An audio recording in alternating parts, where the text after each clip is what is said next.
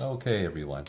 Um, I'd like to organize our thinking into three different areas here. So in this unit, you will encounter three types of percent problems. The first type will be given the whole and a percent, find that percent of the whole. Let's do question 5 on page 73, number 5, to illustrate this. So, given the whole, so it says here at the local theater, 120 people attended the production of Romeo and Juliet on Friday. So the whole would be 120 people. Okay, that's how many people. So the whole equals 120 people. Then it says the attendance on Saturday was 140% of the attendance on Friday. So 140% of the whole. So what we need to find out is what is 140% of 120? And we know it's going to be larger than 120 because 120 is 100% of the people, but we're looking at an additional 40% now on Saturday. So one way to think about this is 140% of 120 equals what number? And we can change this, and we know 140% is the same as 1.4 times 120 equals, let's see, what does that equal?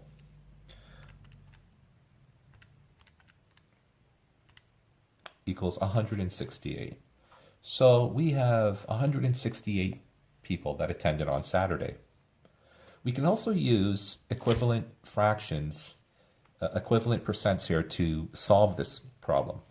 As I did in my first video, I drew number lines, used equivalent fractions, and then solved using the balance model.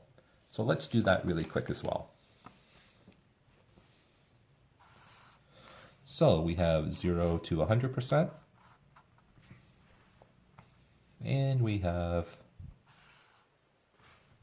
0 to 120 people that attended the theater on Friday. But on Saturday, we have 140% on Saturday. So we had an increase of 40%.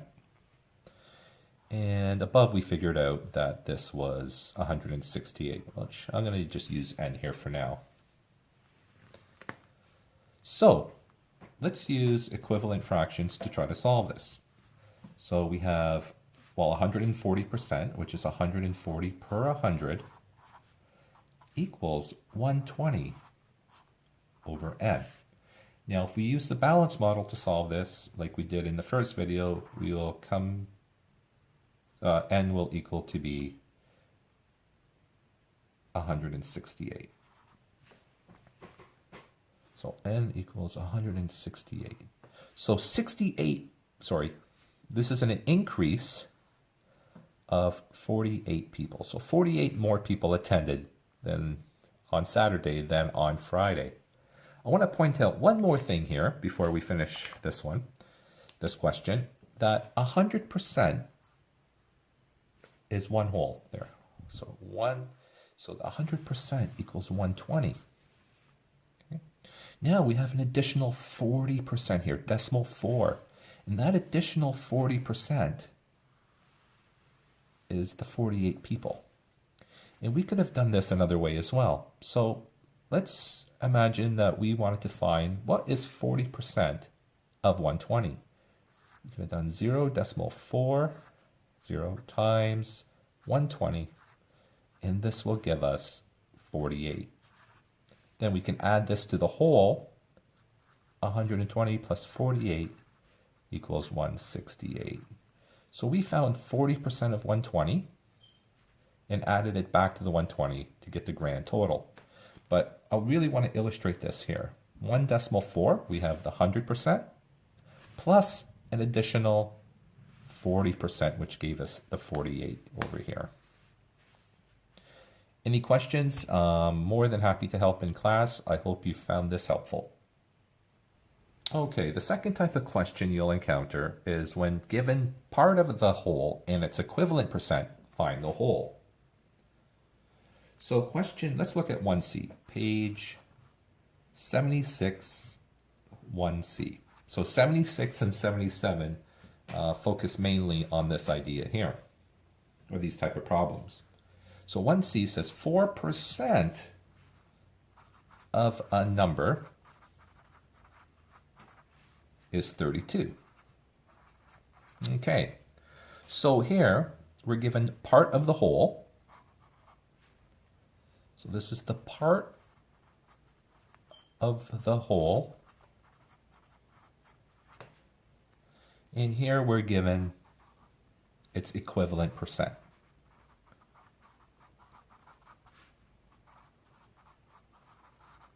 And in the first video I've posted, it goes through how to do this with a number line in the balance model. But we're going to look at this,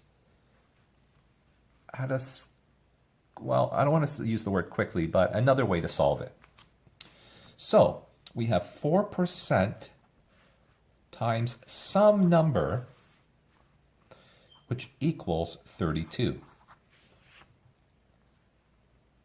Okay, 4%, as we know, is 4 over 100, which is 0.04 times n equals 32. So 0.04 times some number equals 32. We need to know what n is. We'll divide both sides by 0.04. N equals 32 over 0.04. And that equals 32 divided by 0.04, and that equals 800. So we have n equals 800. So 4% of 800 is 32. Hope that helps. And this was the type of problem you will encounter when given part of the whole and its equivalent percent, find the whole. And you can refer back to my longer video on how to draw the number line and solve using the balance model. Okay, let's look at the third way, or the third type of percent problem. And it states, given part of the whole and the whole, write the part as a percent of the whole. Well, say for example, you got an assessment back and you received 18 out of 20. Well, this would be a part of the whole,